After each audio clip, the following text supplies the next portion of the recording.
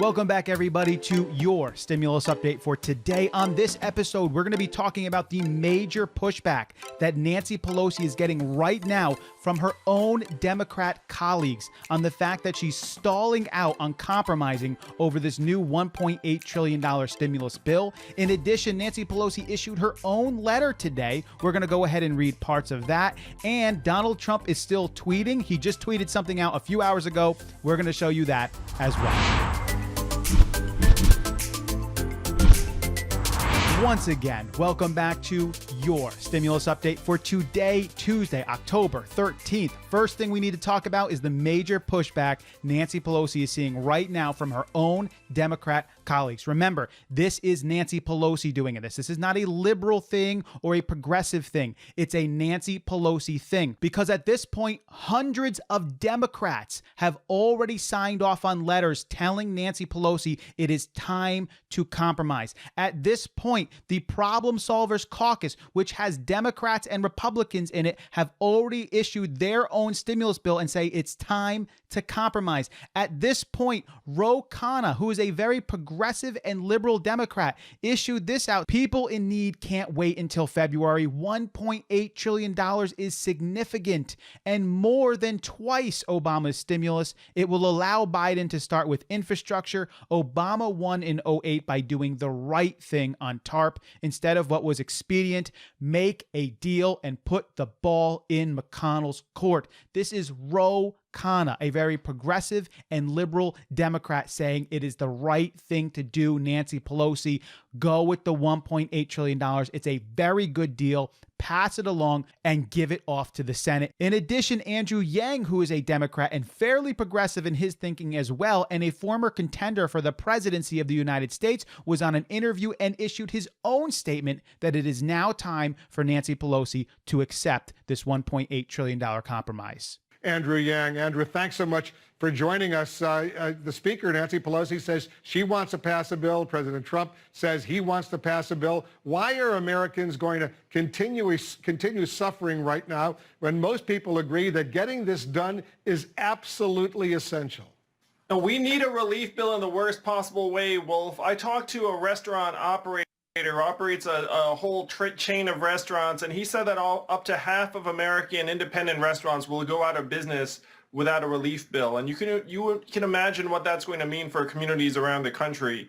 82% of Americans agree that we need a relief bill, and the only thing that's keeping us from passing it is politics. Right now, Nancy Pelosi has maximal leverage, where President Trump's last offer of $1.8 trillion was so high that Senate Republicans didn't like it. It's a good deal. Nancy needs to say yes, she has won. Just take this deal so we can get some relief out to Americans before the holidays. If we don't get this done now, who knows when a relief bill will pass? Yeah, the president is now putting some pressure on his fellow Republicans in the Senate. He just tweeted this: Republicans should be strongly focused on completing a wonderful stimulus package for the American people. Have you spoken with the Speaker, Nancy Pelosi, other House Democratic leaders about getting this done?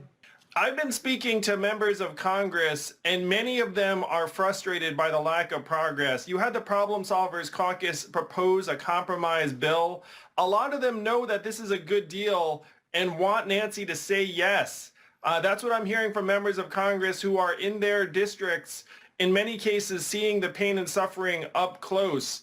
We've had tens of millions of Americans declare for unemployment benefits, and economists say that almost half of these jobs will never come back. We have to stop pretending that the economy is going to snap back. It will not. And the American people know we need relief right now. There's Andrew Yang, Democrat and former contender for the presidency of the United States, issuing statements that look almost exactly what Democrat Ro Khanna said, and almost exactly like the hundreds of Democrats who signed the letters asking for Nancy Pelosi to compromise, almost exactly what the Problem Solvers Caucus is saying. And what does Trump still think about stimulus? Well, he tweeted this out just a few hours ago: stimulus, go big or go home. So at this point, it should be very clear the only one holding this up is Nancy Pelosi. Please stop putting in the comment section that it's everyone holding it up. It is not any longer. It is Nancy Pelosi. Her own colleagues are admitting it. Progressives are admitting it. Liberals are admitting it. I mean, Andrew Yang is the guy who wants everyone in the United States under a certain wage level to get $1,000 per month in perpetuity forever. That's Andrew Yang. I mean, you don't get much more progressive than that. He's saying it's time to do it. Ro Khanna is saying it's time to do it. The only one who's stopping this is Nancy Pelosi at this point. And so what does Nancy Pelosi have to say about all this? Well, she issued out her letter about the stimulus today, so let's go ahead and go over it. Okay, so this is Nancy Pelosi's Speaker of the House page, and you can see here, this is October 13th, today's date. Dear colleagues, on the insufficiencies of the administration's COVID-19 relief bill. Now, we're not going to go through this entire thing. I will leave you the link below if you want to read through it. But of course, she starts talking about how the president isn't doing everything he needs to be doing, and that the amount, $1.8 trillion, is totally insufficient. And she's listing off her reasons. Not enough for state and local government there. The state and local government difference at this point, the White House is coming in with a $300 billion offer in comparison to Nancy Pelosi's $415 billion.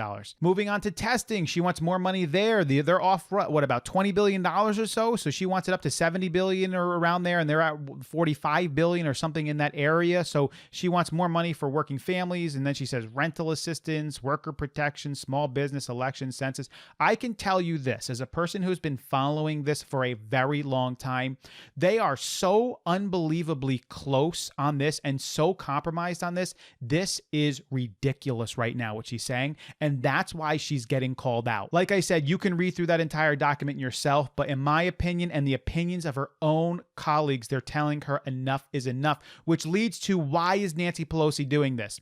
Is she doing this because she really cares about the American people? She's just looking out for the little guy and making sure that they get exactly what they need in this comprehensive bill. Or is she doing this for political reasons? If you don't know the answer to that, I cannot help you. There are Republicans who do things for political reasons. There are politicians. There are Democrats who do things for political reasons. They are politicians. Right now, the only reason Nancy Pelosi is not agreeing to this $1.8 trillion is for political reasons only. This bill would be a massive help to the American peoples, the American working families, children, hospitals, schools, state and local governments, testing, tracing, PPE, PPP, small businesses, and all over the place. And any deficiencies it has can be further reviewed in January and February by whoever is in power at that time. Nancy Pelosi knows that, but she won't do it for political reasons, but now she's being called out for it. I need to tell you guys the truth, even if you're a Nancy Pelosi lover, honesty is the policy. And so right now, Nancy Pelosi is completely in the wrong. She's getting so much pushback on this. I hope that she caves to the pushback from her own colleagues. If she does not cave, I actually believe this is going to hurt her and the Democratic Party more politically than if she does accept it. Because if you're listening to me and you're a Democrat, imagine what it's going to be like when Donald Trump goes out there in the final couple of weeks and says, ladies and gentlemen, I just want to tell you what the Speaker of the House, Nancy Pelosi, is doing to you all right now. Even her own colleagues are calling her out, and she's not passing this. Is this truly the type of individuals that you want in power? It will not look good for her. The best thing she can do right now is to accept the agreement and the deal, just like Ro Khanna said, and put it in the court of Mitch McConnell. That is the right direction forward, and I hope in a few short days, I can report to you all that that is what she is in fact doing, because that is the right thing for her to do. As always, I hope you guys appreciated the information today. We will continue to keep you all informed. If you haven't subscribed to the channel yet, consider subscribing. I would love to have you come along with me on the channel as we move forward in the future of all things that are important for you to know about. As always, I will catch you next time.